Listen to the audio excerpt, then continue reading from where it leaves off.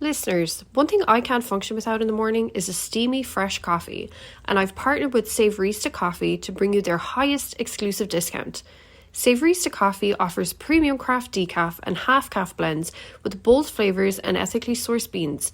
Use my promo code IPV and Me at savorista.com to enjoy 25% off your purchase, supporting both the show and your coffee addiction. So use the code IPV and Me at savorista.com.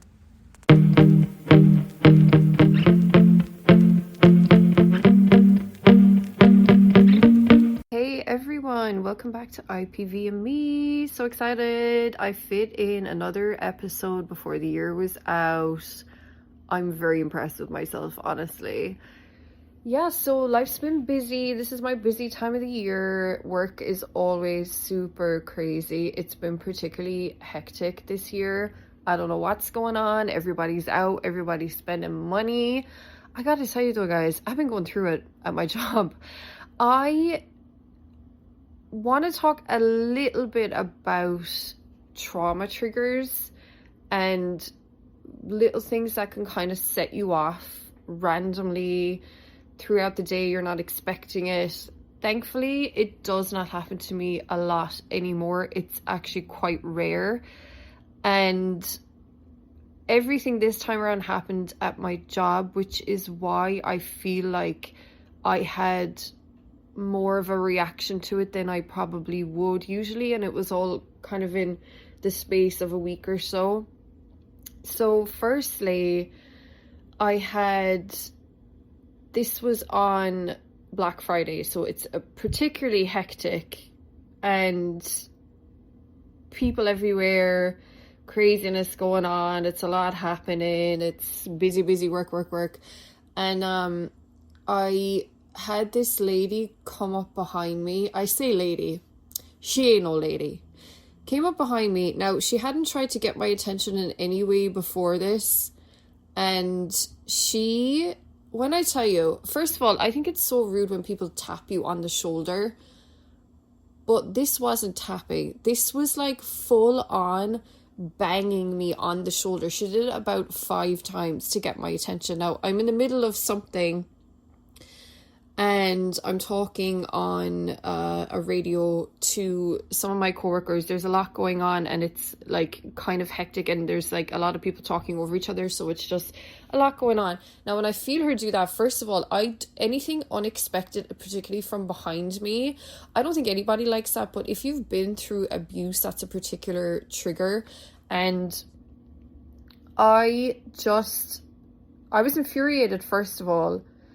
And I just decided in the moment, I'm not going to turn around and give you attention. I'm going to finish what I'm doing first and then I'll turn around to you, because how dare you put your hands on me. By the time I finish what I'm doing and turn around, she's gone.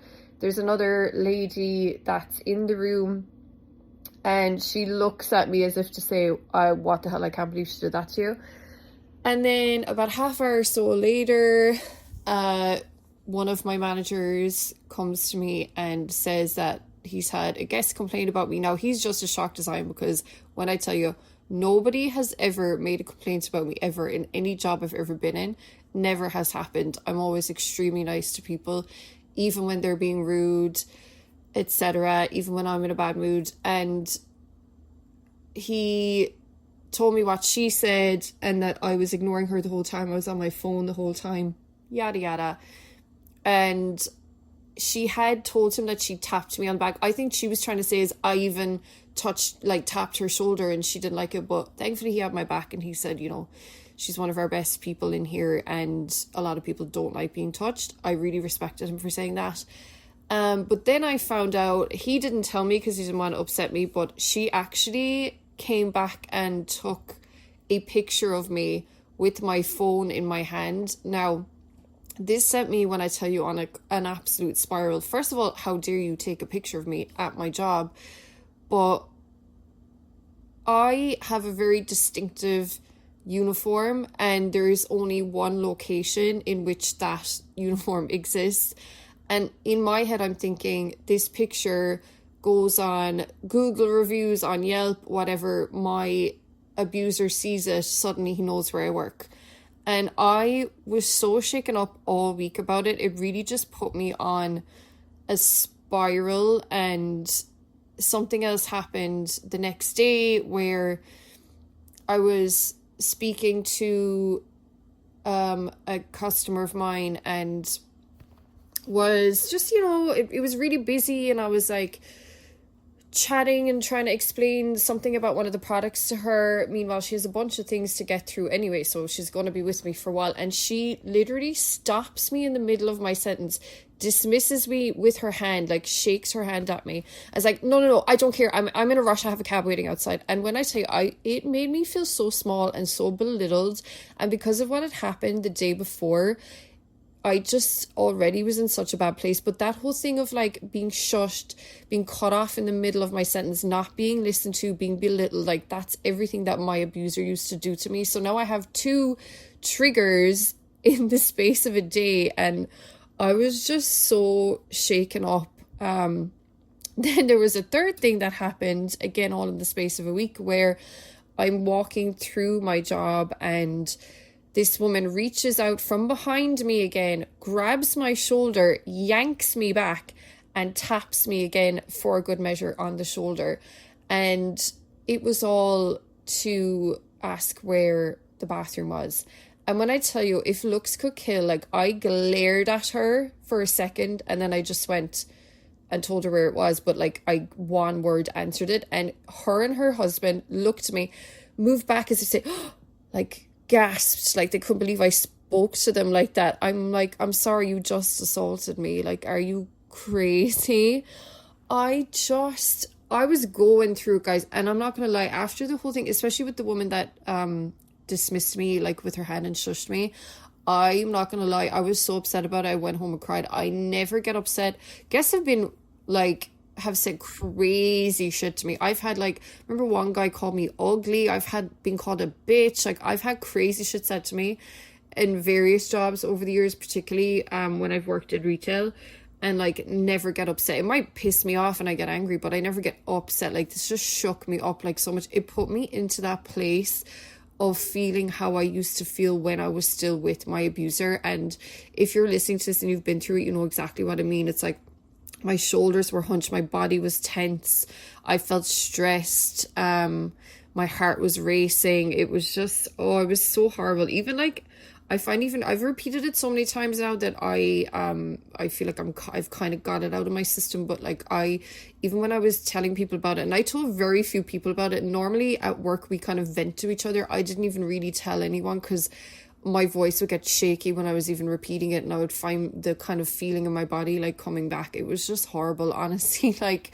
it's so unnecessary. It's just such unnecessary behavior. It's not the only thing that's happened to me in the last few weeks during this busy season, but those were the 3 kind of like standout points. Anything that's happened since has kind of like upset me a bit, but not, as bad as that. I'm kind of like just getting over it now a few weeks later, thankfully. But it it was really horrible. So yeah, like, you just don't know when the triggers are going to kind of hit you. I think just being at work too, I was kind of extra vulnerable as well. But it was shit. So yeah, but I'm doing okay now. Everything is good again. I actually, this is my first day of an 8-day in a row off, which I'm very excited about. Christmas, like, yay. I'm not going home for Christmas. I've always have great intentions of going home for Christmas. I always book the week off and then never end up. I usually end up waiting till the last minute, and then the flights are like $3,000, which is insane. So won't be going home again. Hopefully, as I say every year, next year I'm definitely going home, but we'll see what happens. It doesn't bother me though, honestly. Like, I make such a nice Christmas for myself when I'm here. I've done the thing before where I've gone to friends' houses. Like, I'm never short of invitations, but I never enjoyed as much. I feel like it makes me even more like lonesome about not being at home. Whereas when I'm by myself, I'm totally chill. I'm just doing whatever I want. Like, and most of the time, honestly, Christmas Day, the whole entirety of Christmas Day, I feel like I'm on the phone from about 4 a.m. when my nephews call me to show me their toys from Santa. And then I'll get, my mom will call me several times, my sister who's in Australia. And then I call my grandmother, my aunt, and it's like it just kind of goes on all day. And then with the time differences of where we all are, so yeah, so I always end up having a great time. I'm meeting my friend tonight. We're going to have a nice Sunday roast, which I'm very excited about.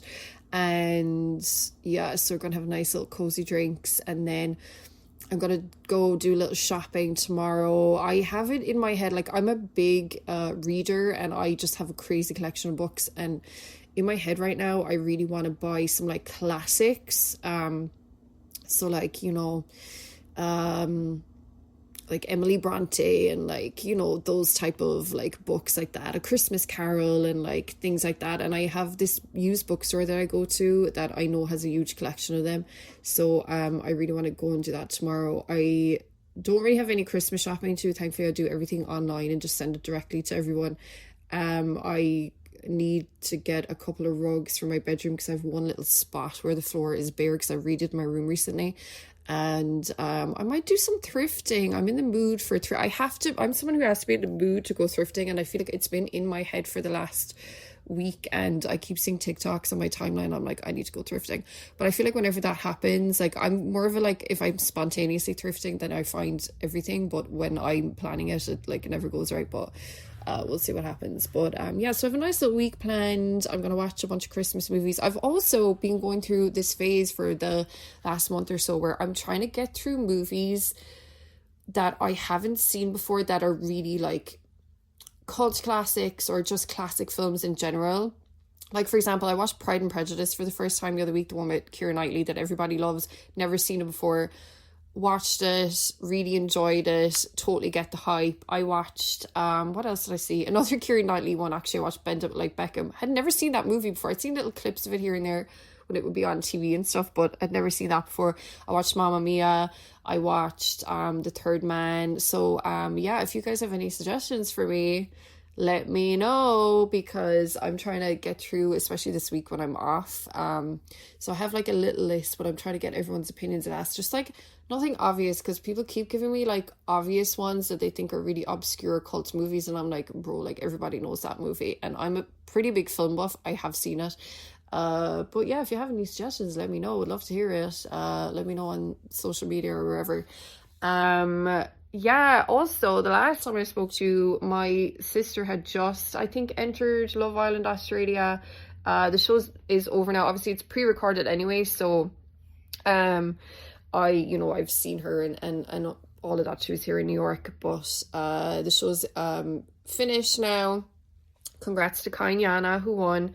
Absolutely adore Yana and think they were deserving winners. Well, Yana was anyway. Kai not so much, but I still like him a lot. Yeah, it was really interesting to see her on TV. She wasn't really on it a lot. I find the editing on this one, now this is the first time I've watched Love Island Australia, so I'm not sure, but the UK one I've watched pretty much every season apart from the last couple of them. But the editing I find so strange, because they followed the same couple of people throughout, but it was the same storyline over and over and over again, so there wasn't much like in the way of change or anything. And then you don't really, like in the UK one, I feel like even there's always like stars of the show, the standouts, the ones you want to follow, and then there's always the ones that are a little bit boring or a little bit vanilla, whatever. Not everybody has the best personality for TV, but you at least, you know something about all of them. You know something about their background, their family, their jobs, and you follow a little bit of their storyline, at least maybe not as prominently as like the big characters in there. That happens with any reality show, but I feel like in this one, it just like followed the same couple of characters, and then everybody else barely got screen time. So then there was no like context to any of their stories, and then next thing they're just kind of gone. Or like, for example, with my sister, it was like she was coupled up pretty much throughout with this guy called Mateo, and it kind of went from everything was great at the beginning, then we just don't see them for weeks, and then suddenly they're having this really awkward kind of, I mean, breakup, but not really quite a breakup scene, and it just doesn't make any sense. And like, I know my sister inside out, but it didn't even make sense to me watching it. And then it's kind of shown in a way where you think Tamara is the asshole in the situation and he's, oh, this poor nice little guy, blah blah blah. But then what I hear behind the scenes from it, and hearing from everybody else and what everybody in there is telling her, and from her point of view and from how he's behaved since the show has aired, it's a very different story. But like, there's no context to the in-between of it, and they're not the only ones. I'm not just saying that about her because she's my sister, but like there was other people in there too that I'm like, there was one guy in particular, I was like, he came in and then I forgot he was there because we just haven't seen him, and it's like, oh, I want to know what he's like. But yeah, it's just very strange editing. I think it's because it's pre-recorded. I think that has a lot to do with it. I definitely think the pre-recording thing is just not it when it comes to Love Island. They need to do, and nobody seems to enjoy it either, so I'm not sure why they still do it. And it's very like producer heavy, like you can tell the producers are making all the decisions in there. It's just very strange. But yeah, but she's doing great. And as much as people have, you know, written some nasty comments about her and everybody in there, you know, she's had a lot of support, so which is really nice to see. Another thing that I've noticed, like I did kind of commentary videos on each episode on TikTok, and it's just how, like, I watch a lot of reality TV, particularly Housewives and stuff like that, and like, you know, I'll make little comments on Twitter or TikTok, whatever it is, but like, it's, for me, I'm watching it and I know I'm watching a storyline, I'm watching characters. Even if it is reality TV, you're only seeing edited footage, you're not seeing the full thing, you don't know these people and whatever. And you know, when I'm writing an opinion, I'll say, I didn't like that, I don't like that she did that, not a particular big fan of him, blah blah blah. But I'm not nasty about them because I can understand and have the self-awareness that I don't know this person, I'm just being shown a tiny snippet of them.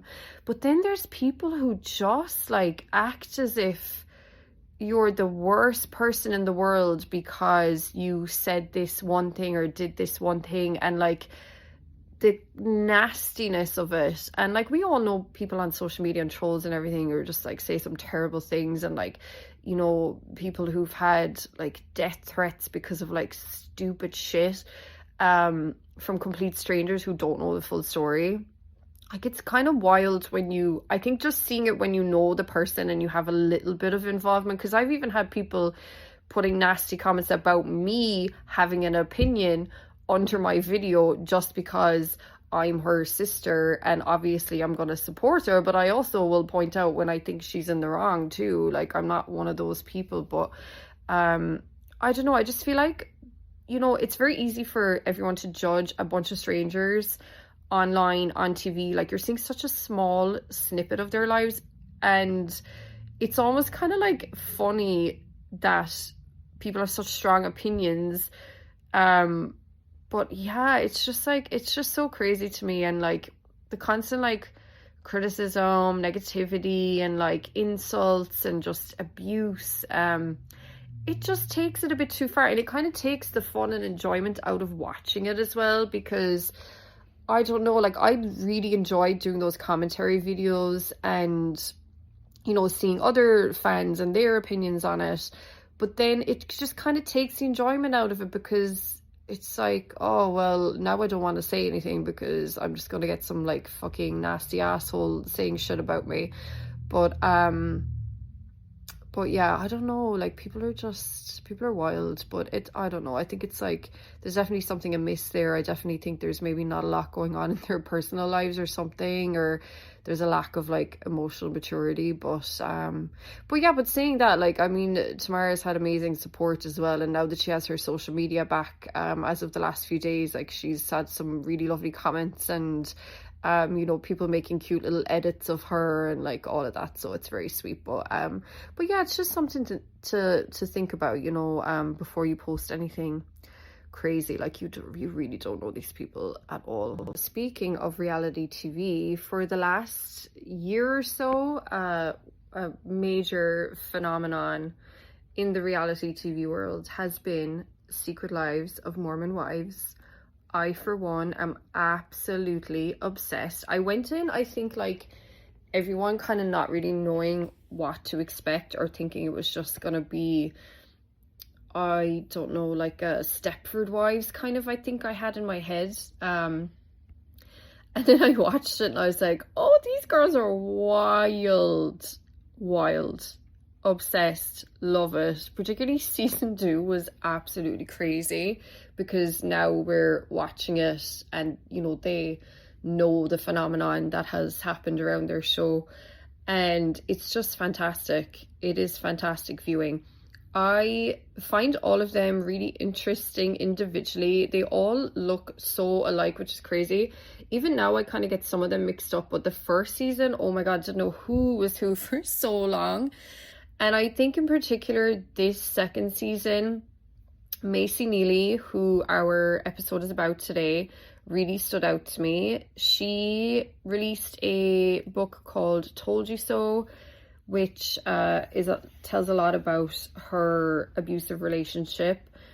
It was very personal, very raw, and definitely worth reading. Most of this episode I got the information from her book, because, you know, I like to tell the story from the victim's own words and their point of view, but I still highly recommend getting it, because it really was a great read. And I appreciate and respect how very honest she was. I actually, after the first season came out, it was kind of like right as it came out, and then everyone was still kind of in the middle of watching it. Like, I think it had only been out for a few days, and me and one of my coworkers were both watching it, and she came running up to me one day. She's like, oh my God, Amanda, Michaela is here. And lo and behold, Michaela was in our job. I was so excited to see her. She, again, is one of my absolute favorites. So it was really cool to see her. She was very, very sweet, actually. I didn't let her know that I knew who she was, because we don't really do that at our job, and we kind of stay professional, but it was really cool to see her. She was awesome. But yeah, so today's episode, as I said, is about the story of Mayci Neeley. So Mayci Neeley grew up as a Mormon. On New Year's 2010, she met 18-year-old Cole, who was cute, but she knew was too old for her. She was just 15. Plus, Mormons aren't supposed to date until they're 16. She's heard he drinks and takes drugs, all things Mormons aren't allowed to do. But Mayci was a rule breaker. She had never been told the reasons for the rules of Mormonism. Why a girl was considered a slut if she had sex outside of marriage, but the guy would get away with it. Why Mormons can't drink coffee when it's made from beans, while soda is okay even though it's artificial. So what is Mormonism? So Mormonism is the theology and religious tradition of the Latter-day Saint movement of Restorationist Christianity, started by Joseph Smith in Western New York in the 1820s and 1830s. A prominent feature of the Mormon theology is the Book of Mormon, which you guys most likely have heard of. There's a very famous Broadway show called the Book of Mormon, and it is a 19th century text which describes itself as a chronicle of early indigenous peoples of the Americas and their dealings with God. Mormon theology includes mainstream Christian beliefs with modifications. So here are just some of the rules. So there's some health and lifestyle rules, which include abstinence, meaning no alcohol, no tobacco, coffee, tea, or illegal drugs. Dress and grooming standards are emphasized, avoiding immodesty and excessive jewelry. Avoidance of pornography is a strong guideline. So some financial things, you have to pay 10% of your income to the church. Give the money saved from a monthly fast, which is one day in a month, to help the poor. And young men and women serve full-time missions and accept assignments to serve within the church. Some of their worship and commandment rules are to attend sacrament meetings and other Sunday services, refraining from unnecessary work on Sundays, daily reading of the Bible, Book of Mormon, Doctrine and Covenants, and Pearl of Great Price. Seek forgiveness for sins before partaking of the sacrament meaning communion, and a strong emphasis on family life and fidelity in marriage, which, you know, I can't disagree with that. Participate in temple ordinances, which involves sacred covenants, receive and wear sacred undergarments day and night after temple endowment. General conduct, to live a life of moral uprightness, sustain and follow the guidance of the church's prophet and leaders. So some of them are pretty intense, and then some of them I kind of can see, you know, not a bad lifestyle choice. There's a lot of, like, I think, misconceptions about Mormonism too. I watch obviously Secret Lives of Mormon Wives, and I've learned probably most of the stuff there, but I've also watched Real Housewives of Salt Lake City, and there's a lot of stuff mentioned about Mormonism there too. They're not quite as strict about it on that show, let me tell you. Actually, another great show. If you're gonna delve into the Real Housewives world, I would say, I used to always say start with New York. Now I say start with Salt Lake City and then go to New York. They're absolutely the best two franchises in the whole thing. So Mayci's parents are religious but not devout. She's allowed to play tennis tournaments on Sundays, even though Mormons are supposed to keep the Sabbath holy. Her father believes in rule bending but not breaking. Mayci is the youngest in the family, and her siblings are already out of the house by the time she's a teen. She refers to her mother as the Mormon Kris Jenner. She knows her family are wealthy, but her father is very frugal. So her parents dislike Cole, who she met at the party, so she hides her relationship from them when he gets out of rehab. She's leaving for college at BYU soon, where her sister Lauren is the tennis coach, and he is leaving for his mission, so she knows it's not going anywhere. So what is a Mormon mission? So a Mormon mission is for the Church of Jesus Christ of the Latter-day Saints, or LDS. It's a period of full-time volunteer service, typically 18 to 24 months, where young adults known as missionaries, elders for men, sisters for women, dedicate themselves to proselytizing, teaching the gospel, and serving communities worldwide, focusing on inviting people to join the church through faith, repentance, and baptism, living a disciplined life, and often serving in pairs in specific geographic assignments. So before he leaves, Cole says he's worried about her and that boys at college will use her. He tells her to be careful, and it feels to her like a premonition. While touring BYU, Mayci is surprised to see how much the students party. BYU's honor code means you can get kicked out for drinking and having sex outside marriage. Students also have a portal where they can report any bad behavior online. So this is another reason why she's surprised that they would risk partying. But oh my God, can you imagine going to college, which is where you're supposed to do all your crazy shit in your college years, and you have to not only have the strict honor code that you follow, but also risk other students reporting you for bad behavior? Crazy. So at the party, a creepy guy keeps trying to dance with her. When getting on an elevator, he manages to squeeze in with just her and his two friends. Mayci is frozen when he pushes her against the wall and starts to pull at her dress. But before the doors can close, thankfully, her friend Megan screams at them and manages to pull her back out. She wonders why she froze. She tries to shake it off, but it has rattled her.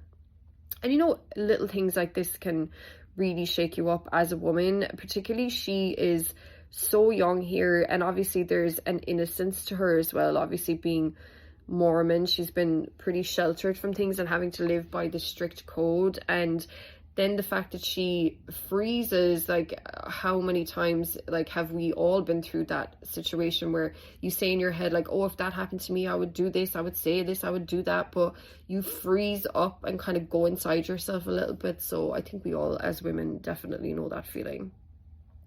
So at a Mormon dance on New Year's Eve, Mayci meets a guy she refers to as Dick, not his real name. The dance is the church's young single adult dance at a Dave & Buster's, supposed to be for singles aged 18 to 30. Now, that to me is very weird. You're going to have a young single adult dance, but between 18 and 30, to me, especially thinking about the fact that you're a Mormon and, like I said, like, quite sheltered and, you know, by all these, like, rules of the church and everything. And, like, you have 18-year-olds mixed in with 30-year-olds. Like, that just, to me, is, like, so strange. So Mayci at this point is only 17, but she has somehow managed to get in. She says Dick is handsome, tall and muscly. He's from a good family. She's told he's a bad boy. They kiss, they start hanging out, and he even meets her family. They don't see any red flags with him, and neither does Mayci. Nobody ever sees the red flags. Oh my gosh. Which is, again, exactly why I try to get them out here as much as I possibly can. So when he leaves for college, they stay in touch constantly. She doesn't worry about him cheating, but he is anxious about her. So he texts and calls her all the time. These are our red flags. He sends her flowers, and her mother think he is Prince Charming. But Dick gets angry at Mayci for things that seem normal to her. Also, it is funny throughout that I love that she picks the word Dick to call him as a pseudonym, and like there's some points where it just kind of like makes me laugh a little bit. So one day Mayci's driving with friends when Dick calls and is jealous as he knows that there are guys there. He's rude and she hangs up, embarrassed. Her friends say he's possessive, and while she knows they have a point, she doesn't want to admit it. Dick is insecure and even sad, and she is exhausted from his constant need for validation. He becomes increasingly upset when she's hanging out with her guy friends. One time he says he thinks he can beat her at tennis, so her mother takes him to the court to teach him. When he misses some shots, he gets mad. Mayci pretends it's funny in front of her mother, but it is a turn off for her. And it's just one of those things where like they just can't let you be good at anything. Like, he doesn't want her to be confident about anything. And it's like they have this, you know, again, just the narcissist in them is like, I'm the best at everything. Even things that I've never done before, you're a professional at, but I'm still going to be better than you. She visits him in Utah, where he lives off campus, although she doesn't stay with him. She tells herself he'll be less controlling when she leaves for BYU and they live in the same state. Again, we tell ourselves this all the freaking time. He gives her a Tiffany necklace on Valentine's Day and tells her he loves her by writing it in the fog on the car window. She says it back because she feels she should rather than because she means it. She likes feeling special and chosen, but things are never good for long. He becomes furious when she says she's taking a male friend to her winter formal as he can't make it. They break up and he love bombs her until they get back together, and this becomes their pattern. On one of his trips to California, he's supposed to pick her up so they can go to UCLA to visit her sister McCall. For some reason, she has a sick feeling when he gets there, like she doesn't want to go anywhere near him. Her body is telling her something isn't right, but she doesn't listen and goes with him. Dick tries to get Mayci to send him nudes. She doesn't want to, but he begs, and she sends him 2 on Snapchat so he'd stop, hoping he won't be able to save them. But instead, he increases the pressure for more. He also starts pressuring her to go further than kissing. She's told him no repeatedly, but one afternoon while they're kissing, he puts his hand down her pants. She disassociates. She's not even slightly turned on. That night, they go to his parents for dinner. She never likes going there, despite Dick making himself out to be the victim in the family. One time while there, Dick freaked out and started screaming when his brother made the smallest of comments. On the drive there, Dick sounds excited that there won't be anyone home before dinner, but Mayci is scared. The second they get there, he leads her to his room where she can tell he wants a handjob from her. Because he touched her earlier, he now expects the same from her. She's afraid of his penis and doesn't want to even look at it. She can't look him in the eye either and just stares at the ceiling. She feels disgusting and guilty. So, on the one hand here, like, she's super young. She's 17. She's very inexperienced. She wants to save herself for marriage. And, you know, I can understand, like, she's terrified of him. She's terrified of his penis. She doesn't know anything about the male anatomy. And then she also feels guilty because of her religion, and she's just like really stuck and really torn, and I just really feel for her here. One day Mayci meets with the bishop in his office, a man in his mid-50s, to talk about the sexual act she has partaken in. She cries with humiliation as she tells him that her boyfriend touched her and she touched him. She's only 17. He says he's glad she's crying, that he can see she is remorseful. She feels better as she leaves, but a couple of weeks later, Dick is all over her again, telling her it's okay and normal and it's what good girlfriends in serious relationships do. So imagine at 17 having to go to a bishop, a man in his 50s and talk to and tell him about sexual things that she has done. I was so horrified when I read this. I was so horrified. I can't even imagine. And especially the fact that she didn't even want to do these things in the first place. There's something so disgusting to me about having to go to a man to say this, whatever about like it being a religious thing and, you know, your beliefs in you know, repenting and you know, telling these people your sins and whatever. If that's something you believe in, that's something you believe in. But there should be an appropriate adult to talk to, like a woman there that she can talk to, like somebody. A 50-year-old man, disgusting. And like, you don't know these men, like, are they getting their kicks from an underage girl, you know, telling them about what they've been up to? Like, oh, it literally just makes me so fucking sick to my stomach. And the fact that even like her parents, like, no, she's going, maybe they don't know that she's speaking to him about this, but even just like letting her alone in his office, like, it just, there's just something not right about that to me. Like, it really just turned my stomach. And then not to mention the manipulation from her boyfriend, who is saying, no, it's okay, it's normal, this is what you would do if you were a good girlfriend, and if you don't do this, you're a bad girlfriend. And like, oh my god, I hate it. So in Palm Springs for a tennis tournament, Mayci receives a text from Dick's friend saying he's in hospital, along with a photo of a hospital bed. Mayci is skeptical and searches the image on Google but doesn't find it. It's an hour before her match. She's panicking. She texts for more news but doesn't hear back. She plays terribly and can't focus. Afterward, Dick tells her it was a joke. He was visiting a friend in hospital and wanted to prank her. Her friend's mother thinks it's a terrible thing to do and she should dump him, and she is right. Mayci's mother calls him an attention seeker. He sabotaged her and she knows it, so she dumps him again. He sends her flowers, begging to get back together, and she relents a few days later. In May, Dick is home for the summer and he invites her to a week at the lake with his family. She's nervous as she knows he still wants to go further sexually. She stays in the guest room and is relieved to have some private space until Dick's aunt and uncle arrive, and she has to go stay in the room with Dick, his brother, and his girlfriend. When everyone is asleep, he takes her to the living room where he again asks for a handjob. Reluctantly, she does. When he finishes, she freaks out as she's never seen semen before and wasn't expecting it to go shooting in the air. It smells disgusting and is so messy, and she's freaking out, asking what it is. He shushes her so she doesn't wake anyone. And again, like, can you imagine how scary that is if you're that young and you're so inexperienced, you've nobody who's told you what to expect, what happens, and then like suddenly this is happening. Like, what a crazy thing to go through. Like, I just, oh, this poor girl, I just want to give her a hug. So the next night, the same thing happens again, but this time outside on the rocks by the trash cans. How romantic. She again feels guilty and worries that they'll get caught. She also has her first drink on this trip and is again scared, while Dick tells her, in the eyes of the church, doing anything sexual is far worse than consuming alcohol. So now it's like, well, you've already done this thing, which is way worse, so you may as well have a drink now too. Like, whoa, it's so disgusting. On the last night, Dick's brother proposes to his girlfriend.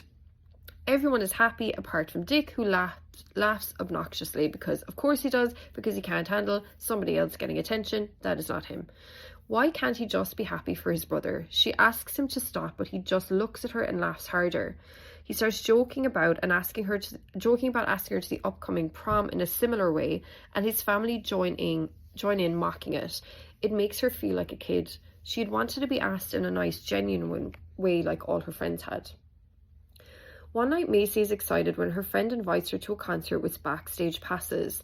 They're going in a big group, and when Dick hears that there are guys going, he says, "What makes you think you're going to go to that?" He's driving with his eyes off the road and keeps speeding up. Now he's yelling and saying she can't go to anything if there are going to be other men there. They get in a huge fight while he swerves all over the road, and she doesn't end up going to the concert. I've spoken about this before, where a guy who I was friends with and working with never had a relationship, never had any interest. In fact, he had been with my friend previously, nothing at all, and he got so mad one day while he was driving us that he did that same thing where he was speeding up, revving the engine, overtaking cars when other cars were coming towards us. Like, It was insane and it was so scary. Like, it's just something I hear about quite a bit with guys, and it's again like another intimidation tactic, and like so dangerous because you're putting other people's lives who are on the road also in danger as well. It's just so sick. So on prom night, Dick wants them to have sex. Lo and behold, they're in her parents' house watching a movie with her friends Emily and Sam. She tells him she's saving herself for marriage, like he knows already. He starts to manipulate her, saying prom night is supposed to be a huge night in people's lives, but also like saying that he was absolutely taking the piss out of her about having this elaborate way of asking her to the prom. Like, oh.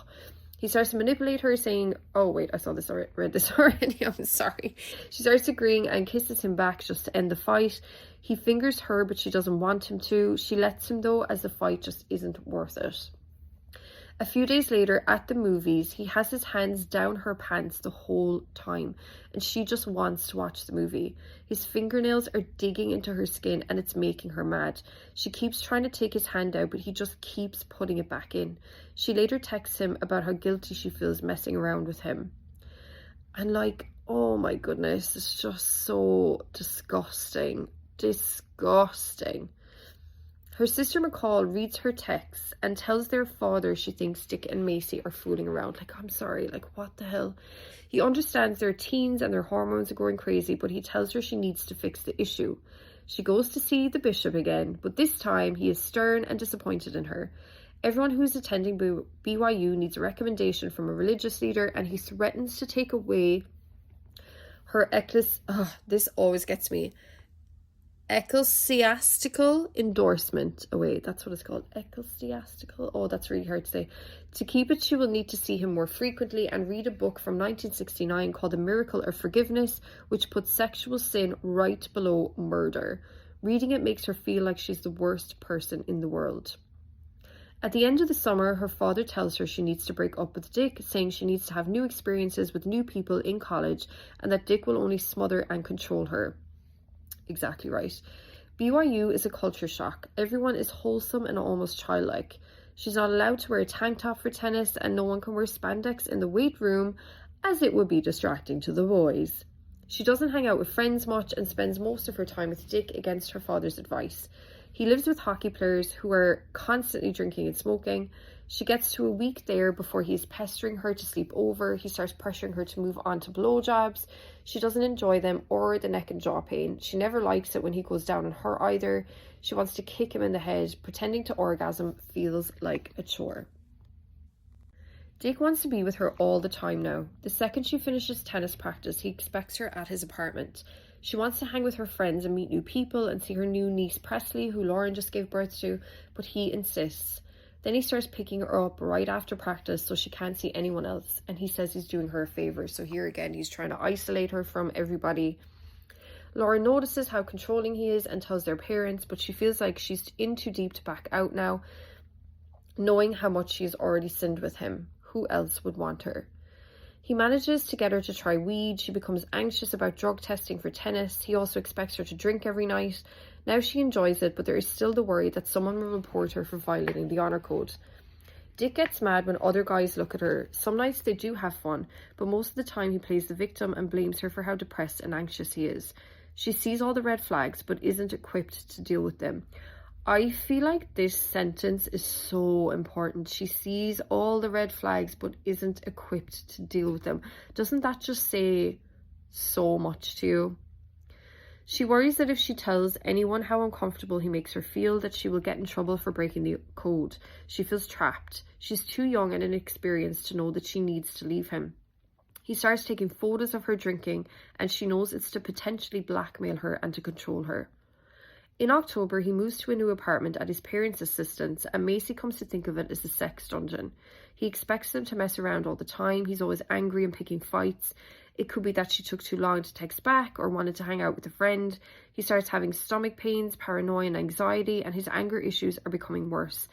She never knows the triggers, but drinking alcohol exacerbates it. She'll look at him and not even recognise him. His eyes go black. She knows then to keep her mouth shut and be a good girl. Again, I've spoken countless times about that, them not looking like themselves, the eyes go dark, and it's like a different person. Dick cannot access the student-athlete building, so it becomes a safe space for Mayci. This pisses him off and he gets paranoid she's going there to talk to other guys. When she tells him to relax, he grabs her by the neck, chokes her and throws her on the bed. Again, always the start of it. That neck grab is always the start of it. Another night, he tries to slit his wrists in front of her, and when she reaches for the blade, he slices her thigh. He says it's an accident, but she doesn't believe him. He knows she hates blood. Part of her feels like she's being abused, but she doesn't want to admit to it. It's embarrassing to be a victim. It's better to be in denial and deal with it. She takes pictures of her leg to have proof for herself. When she wakes up the next day, she finds all the photos have been deleted. So he is also checking her phone. They continue to break up and get back together. When she works in a school project with a guy and he flips when he adds her on Facebook, when he follows her around a party all night, when he wants to see her deleted photos, and when he chases her through the apartment with his scissors. What set him off that time was seeing her talking to his brother-in-law, Ben. He left the party in a jealous rage and texted her to say, "Fuck you." When she found him, he called her a whore and said she was flirting with Ben as she does with everybody. He started cutting his wrists with the scissors and chased her with them. She ran back to the party and locked herself in a closet and called Dick's sister. Dick appeared and grabbed her, looking furious but without the scissors in his hand. She screamed at him and Ben ran in to stand up for her. This was the first time anyone defended her, and she told him Dick was trying to hurt her. He of course denies it and said she was out of her mind. He didn't buy it as he could see how scared she was and so kicked him out. Mayci knows that reporting Dick will get her in trouble as she's been drinking. He continually weaponizes the honor code against her. She starts to drink more and one night falls into his already broken door. He screams at her and calls her an idiot and then drives away drunk. He does this a lot to scare her. He goes back eventually and won't let her leave with Sam and his girlfriend. She's disappointed when Sam doesn't protect her and unlocks the car doors so Dick can get to her. Once inside the car, he grabs her chest and puts his hands in her pants despite her protest. This is in a car with other people. Later that night, he assaults her in her room. While he doesn't take her virginity, he does things to her that scar her and leave her ashamed to this day. Things she hasn't told her husband or even her therapist about. Things that shouldn't happen to anyone. One time Mayci manages to make it a whole month away from him. She even hears he's seeing someone. She's slightly jealous but relieved. She's broken and feels that he has ruined her. She feels like a slut. When he shows up unexpectedly to a party she's at, she cries. None of his old roommates, the hockey guys, want him there. They too are afraid of him. He's a loose cannon. He tells her she's drunk and he's going to take her home and take care of her. The guys intervene and one of them pulls her into a room where he leans in and kisses her. Dick comes in and Mayci suddenly feels powerful knowing these two guys want her. Then another guy comes in and starts to kiss her. And another. She feels like being reckless, but it doesn't go any further. The next day, she's filled with shame and regret and doesn't know who she is anymore. She gets back with Dick a week later. She denies anything happened with the guys as she's scared of what he'll do. He continually tries to get it out of her. He calls her a slut and a whore. He says he's going to report her.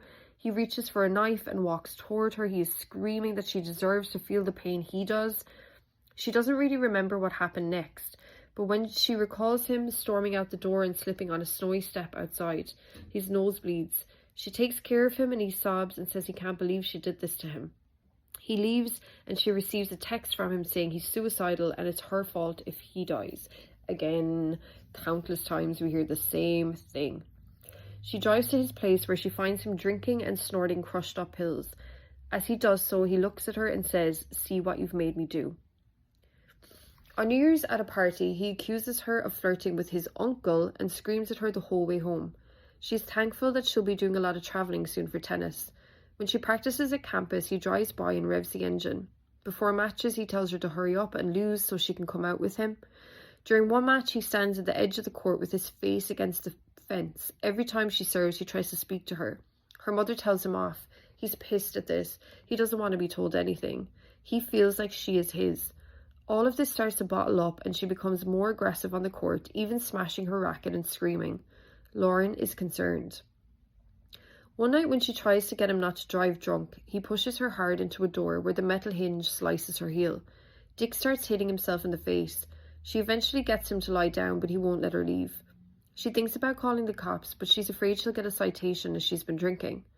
At 6 a.m, after no sleep, she texts her friend to come and get her, and she leaves as quiet as she can. She doesn't tell her that she thought Dick was going to kill her. Another night at his apartment, he makes them drinks. The next thing she remembers is him naked on top of her while she repeatedly said, "I don't want to." She wants to scream, but her voice wouldn't work. She can't keep her eyes open. The next morning, he said, "I can't believe that happened." He tells her they had sex and gets mad at her when she denies it. Then she recalls flashes of the night before. She feels sick. When they go back to his apartment that night, he again makes her shots to loosen her up.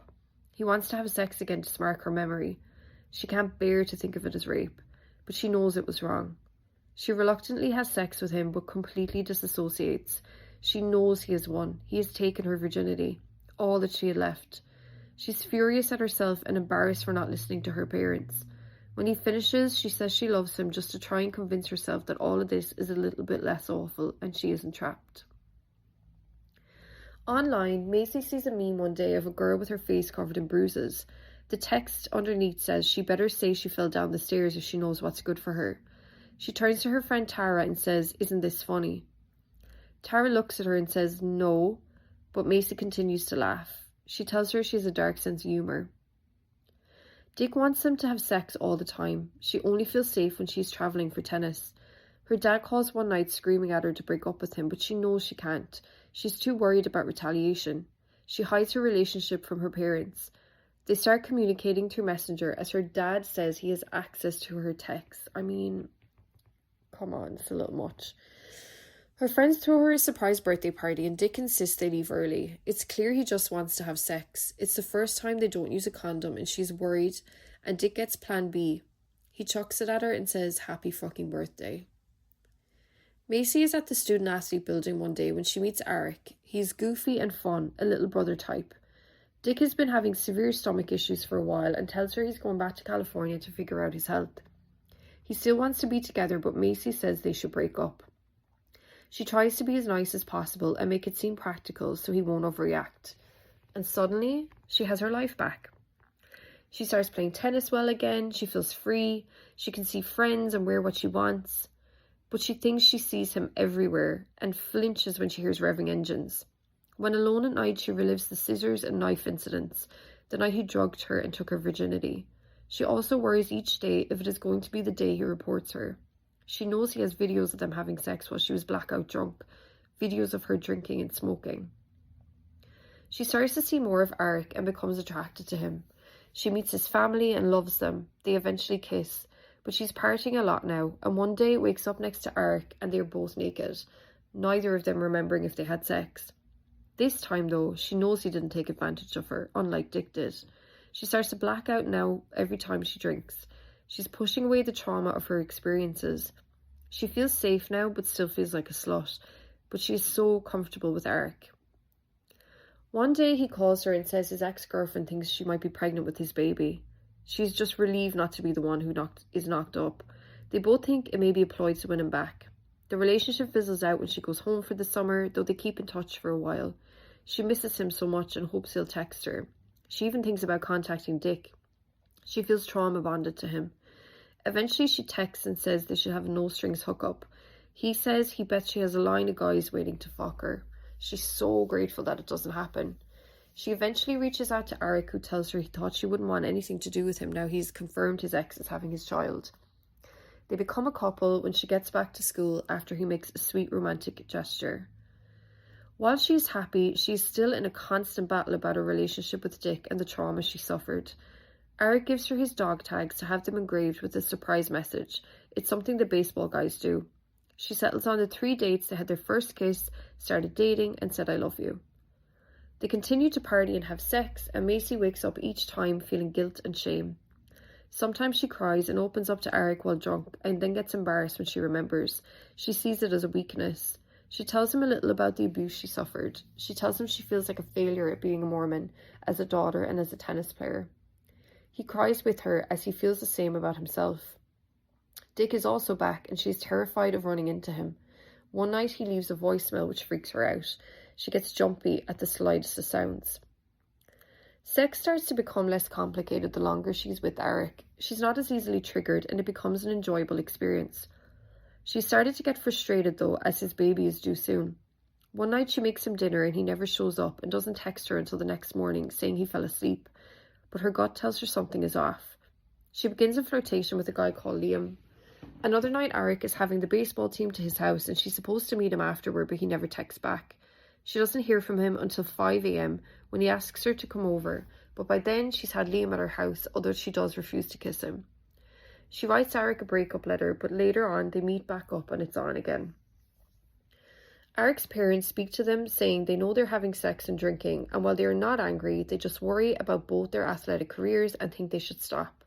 They try really hard to, but being in love and having already had sex, it is impossible to keep their hands off each other. For Christmas, he asks her for a letter telling him her feelings towards him. This is very hard for her to open up, but when she writes it, she cries, as does he. At this point, his ex has had her baby, but his lawyer advises him not to meet the baby until they have confirmation that it is his. At a family wedding, Mayci feels ill and bloated. The following week, while having sex, she finds it feels different. There's blood. She gets cramps and nausea, assumes it's her period, but the next morning the tampon is completely dry. She's confused and wonders if maybe she had a miscarriage. It doesn't even occur to her to go to the ER. She starts to find it hard to play tennis, feeling out of breath, and her stomach continues to bloat. Her sister McCall says she's pregnant, and Mayci asks her what her symptoms are and is shocked to hear she has the exact same things happening to her. She flies to Denver for tennis, and Lauren later tells her that this is when she first realised that Mayci could be pregnant. That night, Eric is not answering her texts and sounds different when he does. She feels like he must be drinking, which would break their rule of not drinking when they're apart. She knows she has emotionally cheated with Liam, but wonders if Eric has physically cheated on her. He's too mushy when he finally responds. They don't text like that. She finally gets a pregnancy test and gets the confirmation she was dreading. She's pregnant. She prays for the first time in a year. When she tells Eric a week later, he is calm and reminds her they've already spoken about marriage, but she has so much she wants to do first. She has dreams, as does Eric. He tells her everything will work out. She has a scan at 10 weeks and suddenly feels content with motherhood. She feels attached to and protective of this little person growing inside her. Mayci's father wants her to break up with Eric. No one knows about the pregnancy yet, but they know they have to do it. She tells Lauren, who says they have to tell their parents. Her father doesn't yell, but she can tell he's pissed and tells her he warned her about Eric. Her mother is furious and calls her a slut. I'm sorry, but that's absolutely crazy from your own mother. Her father is flying to Utah the next day to bring her home and away from Eric. Lauren tells her that she needs to speak to the athletic director and the dean of students. She meets Eric, who tells her his parents were supportive and think they should move in with them and they would help financially. I mean, the contrast here. But she says she needs to go home to her support system. I mean, you want to call it support system? I don't know about that. Eric is upset, but she has to go. When she goes to see Tom, the athletic director, she feels sick, but he is so kind to her. He tells her a baby is never a mistake and that other people there have had kids and come back to BYU to finish playing sports. It is a conversation that has stuck with her to this day. He suggests she withdraw from BYU so she doesn't get in trouble and return after she has the baby. The man in charge of the honour code is also very nice to her, and finally the dean of students, who says he will welcome her back with a hug. So these, random strangers are more supportive to her than her family is. It's like, yeah, okay, you may be disappointed that she's pregnant, but the deed is done now. She's having this baby, so the least you can do is be supportive to your daughter who is scared. As they're packing up to leave, their father warns Lauren not to let her see Eric. They act as though he's abusive to her, but Eric is the one who saved her. Of course she sees him, and it is a tearful goodbye with him, again asking her to stay. Neither of them know that this will be the last time they ever see each other. On the drive to California, Mayci opens up and tells her father about the abuse, that she was assaulted and that Dick took her virginity, that he pressured her to drink and smoke. She says that with Eric it's so different and he makes her feel invincible. He responds that she isn't invincible, she's pregnant. He asks her to consider adoption and that they will support her either way. I mean, they'll support her either way, but all they seem to be doing is giving her shit. Like, I'm sorry, I know these are her parents, but like, I just think it's absolutely crazy. But Mayci wants him to understand how different Eric is. He says, however, that both Dick and Eric took advantage of her, that she's being naive. When she gets home, her mother calls her her naughty daughter. Both her sisters and her partners are also living at home. Her sister McCall is cold with her. Her father says that she's upset as her pregnancy was planned. She did it right, and now Mayci is taking her limelight.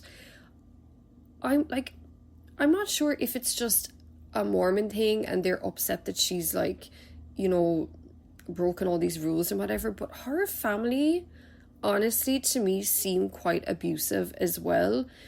And I'm wondering if maybe like this was something that continually happened in her life. And, you know, a lot of times it can happen where you've come from an abusive situation and that leads to abuse in the future, and you kind of think it's normal. Obviously, there's a difference between how her family are treating her and how Dick treated her, but, you know, that can happen. And like, I don't know, I just feel like this girl is so vulnerable, and her mom, her dad, and now her sister also is treating her like she's done the worst thing in the world, which I'm sorry, she hasn't. Like, and also, it's not like she's not even underage.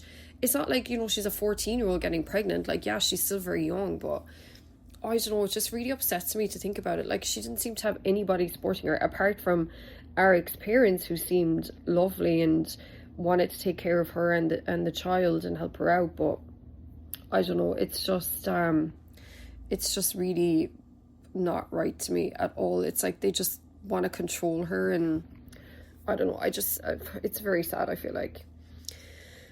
So Mayci begins to feel like a burden at home. They won't allow her to contact with Eric, even though he is the baby's father. She thought her and McCall would bond while pregnant together, but instead she is mean and tells her she should have her baby adopted. Oh, don't even get me started. Mayci doesn't want the spotlight. She's jealous of McCall's situation. She's building the kind of life that Mayci dreams of. Her mother constantly looks at her and sighs, saying she can't believe she did this and that she taught her better.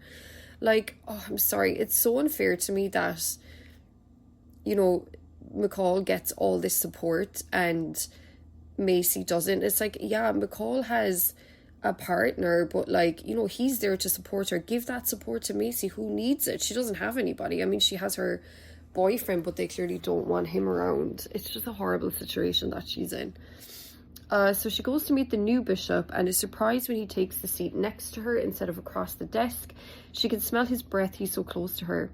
When she speaks about Dick, he interrupts her and says she isn't taking responsibility for her actions. She tells him she didn't consent to sex, but he says that since she continued to sleep with him, she therefore consented. My God, they should never have men do this stuff. He starts counting out her sins on his fingers. He says she doesn't even seem sad about her sins. He threatens not to write her endorsement to go back to school as she is taking away a place of a worthy athlete. He says she is to see him every week, and she leaves sobbing. I mean, I don't blame her. That is just disgusting. Her father speaks to Eric's parents on the phone, and they say if Mayci wants to have the baby adopted, then they will take the baby instead. Her father says absolutely not. Excuse me, that is their grandchild too, and they should have the option to take that child if they want to give it up for adoption. Like, are you serious right now? Her father starts investigating Eric online to find proof that he isn't a good guy. He says he would bet his entire house that Eric cheated on her. Like, what an awful thing to say to your pregnant daughter. Like, they treat her so horribly. She says throughout that her parents are a great support system to her, and I'm sure they are in their own ways, but honestly, like, I just think they're terrible. The way they treat her is just so disgusting to me, and it's abusive. And I know that this is Mayci's story to tell, and she doesn't say that about them at any point, but I'm going to say it because I really believe them to be abusive to her. It's crazy. He even gets Lauren, her sister, in on it, and she asks Mayci's BYU friends. They even text all his exes on Facebook. On a drive to a BYU match, the whole way her mother and McCall talk about what bad news Eric is. She should be getting excited and shopping for the baby, but instead she's having to deal with this mess. Mayci starts seeing a therapist, which she finds helpful, although her mother keeps trying to drag out of her what they talk about. Again, like, why? Her father one day calls her to his office where he says he has proof that Eric cheated. He shows her a printout of Instagram with a girl she knows who has been around Eric. Mayci says this isn't proof, but she does her own investigating. She thinks about the night that she was in Denver and didn't hear from him. She browses Instagram for comments at the time and finds a girl. She contacts his cousin and asks him about that night. He confirms Eric cheated. She calls the girl and she also confirms. She calls to confront him and he eventually breaks down and confirms it. She tells him that he'll never do better than her, their child would never call him daddy, and he's going to be paying her child support for the rest of his life and to have a good life. She doesn't mean to be cruel, she just wants him to feel the betrayal.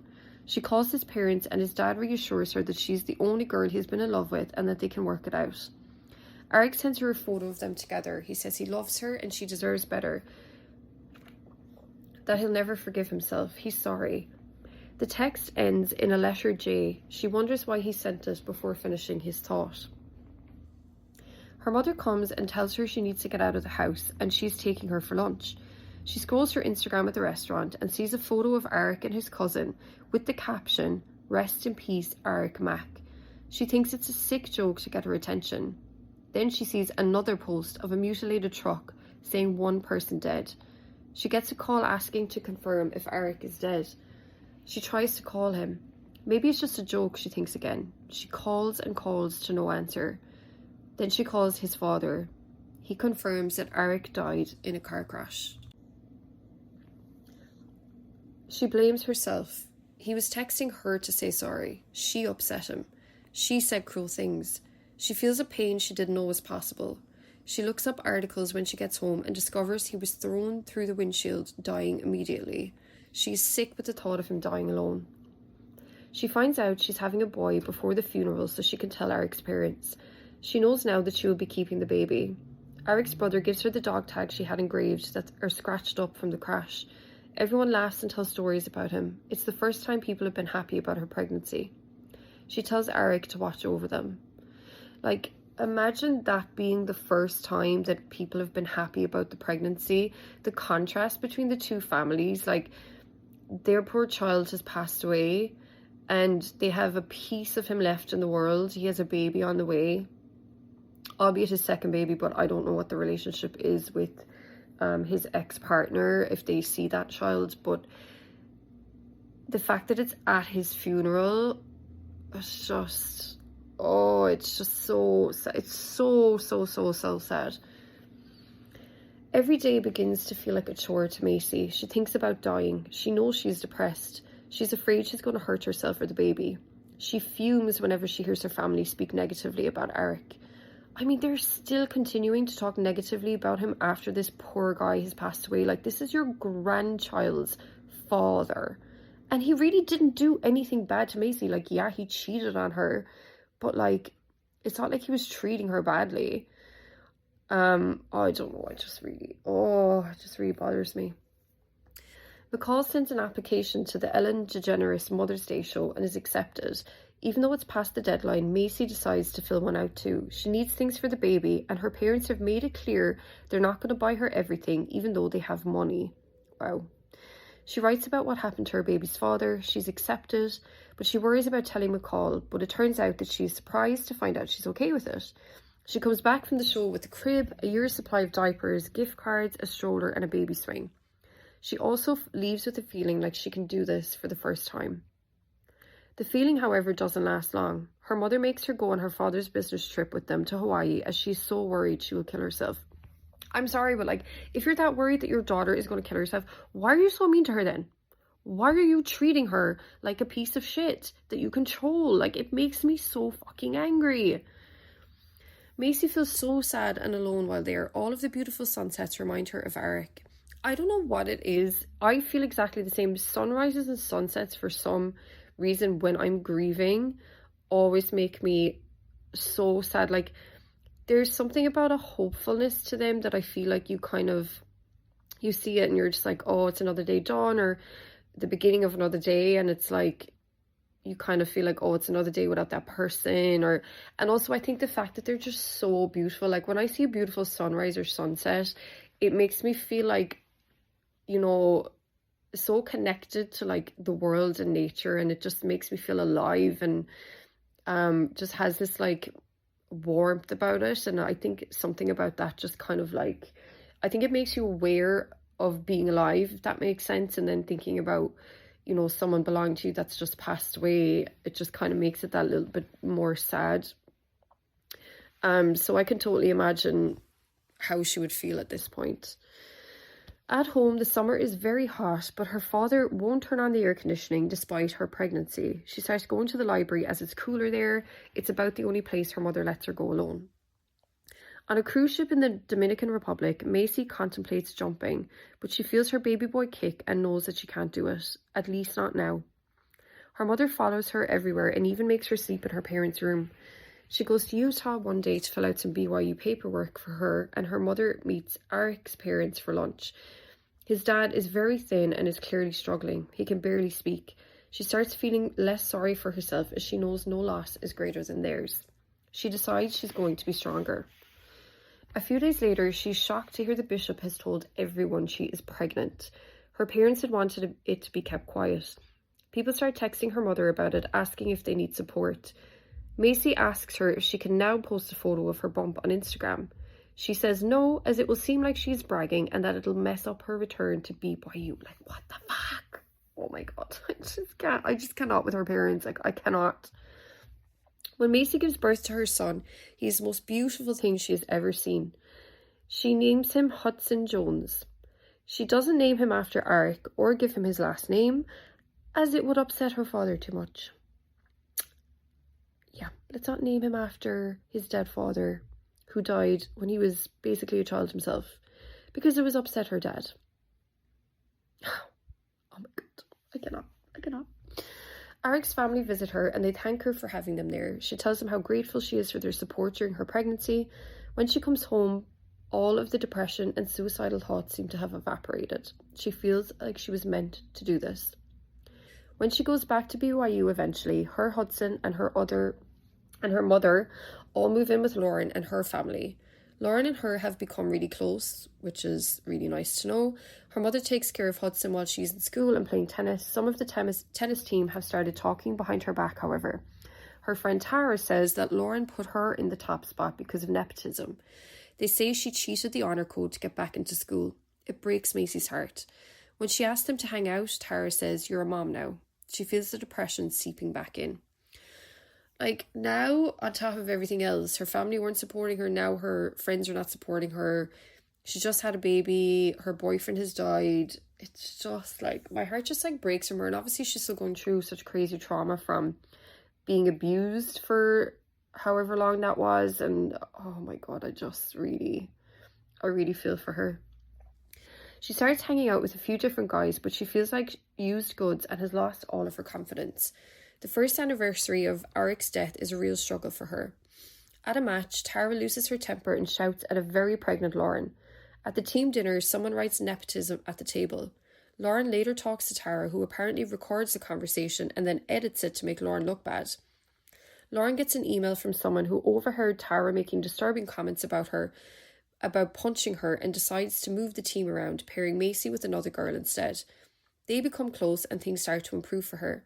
At a match one day, however, Tara starts acting erratically, egging the crowd on and shouting each time she receives a point. Other people then start yelling. Amy's husband yells from the stands, "Yeah, Tara, that's how a real number one player plays." It even feels like her teammates are rooting for her opponent.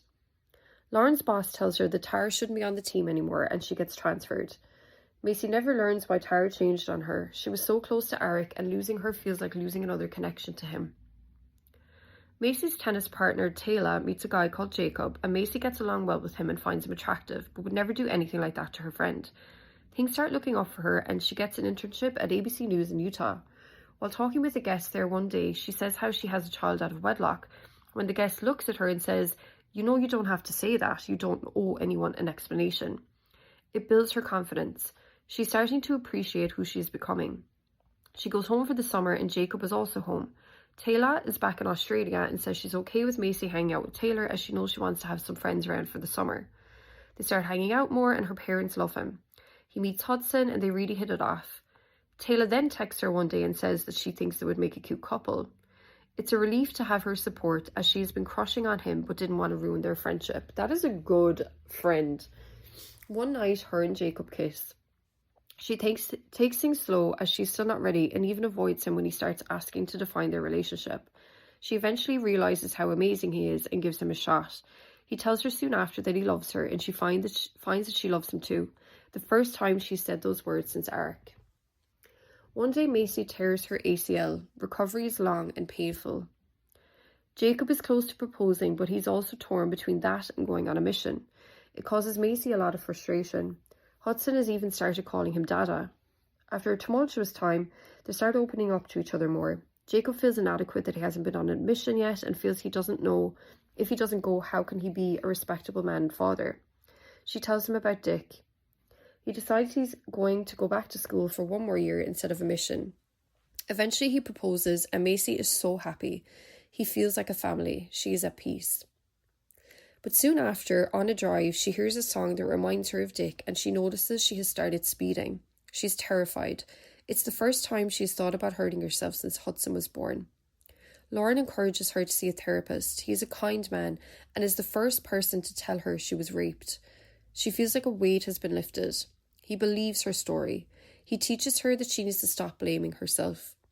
So from all those people that she told, because she didn't really hide a lot of it after, like she told people after the fact, her friends, her parents, her boyfriends, etc. Not one person pointed out to her that she was actually raped. So I really respect this man, this therapist, for telling her that. Her and Jacob eventually get married. Jacob works a lot and they struggle with money. She starts to think about using her story to help others. She buys a camera and starts a blog. Her father reads it and says he's proud of her and upset about what she went through. He wished he had known about it, but I'm sorry, like she already told him this. So why is he so surprised now? He says she needs to find a way to monetize her website. Her following grows over the next few months and she gets hundreds of DMs from women with similar stories. Mostly it's positive feedback until she gets a message from Dick's sister saying she's so disappointed, sad and enraged by the things that she said. She says what she wrote could send him to jail, that she was also a part of it. She doesn't respond. She's sick of people trying to silence her. She gets invited to her first influencer event. She gets a brand deal. A reality TV producer reaches out. A year after the blog is first published, she gets a message from Dick's ex asking if the abuser she's talking about is him. She says a lot of the same things happen to her. More girls reach out with similar stories about him. Someone says her friend is currently engaged to him and Mayci feels terrified for her. It is so validating when you hear someone has had the same experiences that you have had. Even though at this point she knows it was an abusive relationship, you still kind of doubt it and you still kind of think like, oh, maybe if I did this, maybe if I did that. But hearing it from other people sometimes is that kind of like final nail in the like coffin of getting through the understanding that it's not your fault, you weren't to blame. While Jacob and her are doing great, sometimes she still freezes when they're kissing or having sex. Jacob is always understanding and kind to her about it. She discovers it's better for her when it's not really dark and there is less foreplay. They eventually talk about having a child together. They want to do it through IVF due to a genetic reason she wishes to keep private. In March 2020, she uploads a funny video of Hudson which goes viral and she gains 60,000 followers overnight. She keeps posting and the followers keep growing. She makes friends with Michaela through the app. Michaela, my girl, love her. By the end of May, she is pregnant. She starts to make money as an influencer. They have a baby girl called Harlow. She is perfect, but Mayci starts having postpartum anxiety. She starts catastrophizing about her and her family being harmed or getting ill. She uploads a video about her life story and it gets over 20 million views, her most ever. She even signs with a manager. She eventually meets Taylor and Miranda and some other moms, and they begin to make TikToks together. You'll recognize those names from the show. She's surprised that they drink alcohol. Momtok gives her more confidence, the infamous Momtok. The girls make her feel hot and fun and bring back the part of herself she lost for so long. A while after that, the swinging scandal breaks. Mayci had known something seemed off, but she was never a part of it. And it's so crazy to me because when you watch the show, and it just goes to show everything, like, you know, you never know what's going on in a person's life, but Mayci to me has always come across as so confident and just really has her shit together. Like, it's hard to believe that she ever kind of went through all of this. So Mayci eventually starts a business called Baby Mama, which is a natal vitamin line. She starts going to EDMR therapy to heal her trauma. EDMR therapy, they show a lot on the show. So what it is it stands for eye movement desensitization and reprocessing.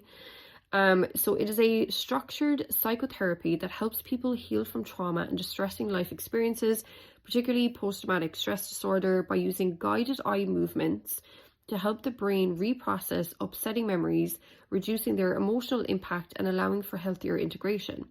It works by stimulating the brain's natural healing, allowing it to process stuck traumatic memories so they become less distressing, similar to how they would be processed during REM sleep. I actually find this quite interesting. Like, it seems a bit like new agey and whatever, but like, I actually think it could kind of make sense. Like, I could see how that would work, you know. So Momtok is blown up. They're going to be filming a reality show called The Secret Lives of Mormon Wives. The show, as we know, becomes a huge success. Mayci has just had a third child. She is so grateful to be where she is and have come so far from all of her trauma. So that was Mayci Neeley's story. Very, very hard things to read there and listen to. I think she's done amazingly, and again, like I just said, how she appears after everything that she's gone through is really amazing, and I really give credit to her for that. I'm glad that she found a great husband and he takes care of her and they seem really happy. So I'm glad that it all worked out for her. I really hope that her parents are treating her better, because from what she said about them, not too happy with them. But yeah, so I'm glad it's all worked out for her. It was a little bit of a different story than usual, in that she was very young when all this happened. I feel like a lot of times people tend to be a little older from the stories that I've done, but you know, abuse in teenage relationships happens so frequently. There's a page that I follow on Instagram. They're an organization that specifically deal with teenage abuse. I need to, if I think of it, I'll add it into the show notes. But I see like the statistics and everything on it. It's just so scary to think about, like, teenagers being in that situation. That's kind of terrifying to think that someone can be that abusive that young. But yeah, so another interesting story, a lot of interesting points made. Again, we see a lot of the same patterns that we see throughout. And as I say, the more you repeat these things, the more it becomes ingrained in you that, you know, what you went through, and, you know, none of it is your fault. Nothing you could have done could have prevented any of this. It's their problem. It's the abuser's problem. They would have done the same thing in the exact same way to another person. So it's important stuff to think about. And yeah, so that's the end of the episode, last episode of the year. Again, thank you guys so much for listening. You have no idea how much I appreciate it. I've seen the podcast grow probably the most that it's ever grown this year. And I've been trying to do much more things. As you know, I have a merch range now. I'm trying to do a little bit more on TikTok, and yeah, just trying to like get it out there more and try and work on the show more. Again, I wish I had more time, but you know, a girl's gotta work, a girl's gotta eat. But thanks so much for listening. Thanks for all the messages, for reaching out to me about appearing on the show. Had my first guest on the last episode. She was absolutely fantastic, and I've had great response from the episodes, so that was really great. Again, if you ever want to appear on the show, or even if you just want to tell me your story so that I can tell the story on the show, you don't necessarily have to be on there yourself. I would absolutely be prepared to do that as well. So hoping to have some more guests in the new year and some more crazy stories for you. Unfortunately, the stories never stop, but as I say, it's important to tell them, and I appreciate every person who comes forward and tells their story, because you are helping people, let me tell you. And yeah, just have have a great Christmas, guys. I'm releasing this on Christmas Eve. Currently, it is the evening before. I'm very excited. I'm just having a chill Christmas by myself this year. I'm not going to be in Ireland, which is fine. And I always have a nice little Christmas for myself, and most of the time I'm on the phone all day to my family at home anyway, and my friends and stuff, and just watching Christmas movies. And Stranger Things is released tomorrow, so I'm going to be caught up watching that. But yeah, guys, have a great Christmas, and just remember that if you are alone, you're not alone, because so many of us are in the same situation, have been in the same situation. And again, the hotline.org is always there for you, amongst some other organizations, in the show notes as per usual. And I'll talk to you guys next year. Take care. Have a lovely Christmas.